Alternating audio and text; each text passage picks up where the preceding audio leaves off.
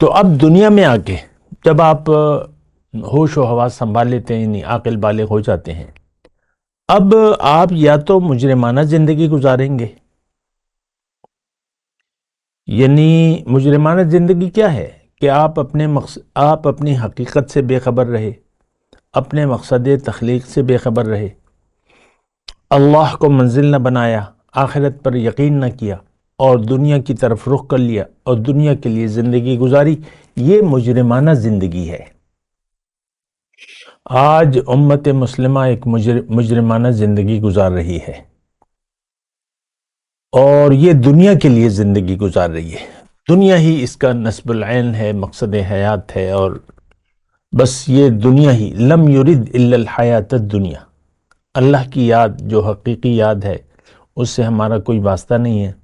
دنیا کی یاد ہم پر حاوی ہے، اور ہم دنیا کی یاد میں زندگی گزار رہے ہیں اور دنیا کے لیے زندگی گزار رہے ہیں. یہ ناقابل معافی جرم ہے.